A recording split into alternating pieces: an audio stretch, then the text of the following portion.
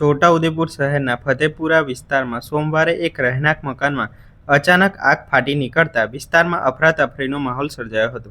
આ ઘટનામાં મંગીબેન ધનજીભાઈ તડવીના મકાનમાં રાખેલી તમામ ઘરવખરી, અનાજની ગુણીઓ, કપડાં સહિત જીવનભરની મહેનતથી ભેગી કરેલી મૂડી બળીને ખાખ થઈ ગઈ હતી, જેના કારણે પરિવાર પર આભ તૂટી પડ્યું છે. મળતી માહિતી મુજબ પરિવારના સભ્યો ઘર બંધ રાખીને પડોશમાં ગયા હતા. તે દરમિયાન શોર્ટ સર્કિટના કારણે અચાનક આગ લાગી હોવાની આશંકા વ્યક્ત થઈ રહી છે. જોતજોતામાં આગે વિકરાળ સ્વરૂપ ધારણ કરી આખા મકાનને પોતાની ઝપેટમાં લઈ લીધું હતું. ઘટનાની જાણ થતાં સ્થાનિકો અને પરિવારજનોએ તરત જ ફાયર વિભાગને જાણ કરી હતી. ફાયર ફાઇટરોએ સ્થળ પર પહોંચી ભારે જહેમત બાદ આગ પર કાબૂ મેળવ્યો હતો, પરંતુ આગ એટલી ભીષણ હતી કે ફાયર ટીમ પહોંચે તે પહેલાં મોટાભાગનો સામાન બળીને ખાખ થઈ ગયો હતો. આ ઘટનાથી પરિવારજનોના કરુણ આક્રંદથી વાતાવરણ ગમગીન બની ગયું હતું.